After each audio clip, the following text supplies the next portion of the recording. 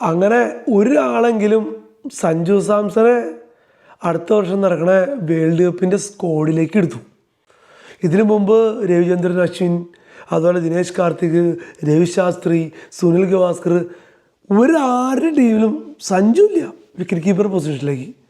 അല്ലാത്ത സമയത്ത് ഇവർ ഘോരമായിട്ട് പ്രസംഗിക്കും, സഞ്ജു അങ്ങനെയാണ് ഇങ്ങനെയാണ് എന്നൊക്കെ. നമ്മളിതിനു മുമ്പ് ഒരു വീഡിയോ ചെയ്തിട്ടുണ്ടായിരുന്നു. പക്ഷേ ഇന്ന് റോബിൻ ഉത്തപ്പയുടെ ഒരു ടീമുണ്ട്. ആ ടീമിൽ രണ്ടാമത്തെ വിക്കറ്റ് കീപ്പറായിട്ട് സഞ്ജു സാംസൺ എടുത്താണ്. അടിപൊളിയെ കണ്ടപ്പില്ലേ പെട്ടെന്നൊരു സന്തോഷം തോന്നി. അതിൽ നേരൊരു വീഡിയോ ചെയ്യാമെന്ന് വിചാരിച്ചേ. ബാക്കി എല്ലാവരും പഴയ ആൾക്കാരൊക്കെ തന്നെ. അതിനകത്ത് എനിക്ക് മാറ്റം തോന്നിയത് ഒന്ന് വൈഭവ് സൂര്യവംശി ഉണ്ട്, അതുപോലെ രവീന്ദ്ര ജഡേജ വന്നിട്ടുണ്ട്.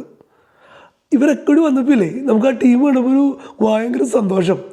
പക്ഷേ ഈ സന്തോഷിക്കാൻ മാത്രമേ വലിയ സംഭവമൊന്നുമില്ല. എന്ന് വെച്ചിട്ടുണ്ടെങ്കിൽ അവരവർക്ക് ഇഷ്ടപ്പെട്ട ടീം ഇട്ടു. ഇങ്ങനെയൊന്നും വരാൻ പോലുള്ള എൻ്റെ ഒരു ഇതിനകത്ത് 4 പേരാണ് വേൾഡ് കപ്പിലേക്ക് വരാൻ ചാൻസ് ഉള്ളൂ, പരിക്കുകളൊന്നുമില്ലെങ്കിൽ. ഒന്ന് ക്യാപ്റ്റൻ ഗില്ല്, അടുത്തത് കോഹ്ലി, രോഹിത് ശർമ്മ, ജസ്പ്രീത് ബുംറ. ഇവർ 4 പേര് കൺഫേമാണ്. പിന്നെ ഉള്ള വിക്കറ്റ് കീപ്പേഴ്സ് ആയാലും ബൗളർമാരെന്നൊക്കെ പറഞ്ഞാലും നമുക്കൊന്നും പ്രതീക്ഷിക്കാൻ പറ്റില്ല. അതിനുള്ള കളികളൊക്കെ എങ്ങനെ ഫോമായെന്ന് പറഞ്ഞാലും അന്നത്തെ കോച്ചും സെലക്ഷൻ ടീമും ഇതൊക്കെ ആരാണ്, അവർ ഡിപ്പെൻഡ് ചെയ്തിരിക്കും ടീം വരുന്നത് എന്ന് ഞാൻ പറഞ്ഞത് ശരിയല്ലേ. എന്തായാലും ഇന്ന് സഞ്ജു സാംസൻ്റെ പേര് കേട്ടപ്പേ വളരെ സന്തോഷം. അങ്ങനെ നടക്കുമോ? എന്താ നിങ്ങളുടെ ഒരു അഭിപ്രായം? കമൻറ്റ് ചെയ്യാൻ മറക്കരുത് കേട്ടോ. Thank you.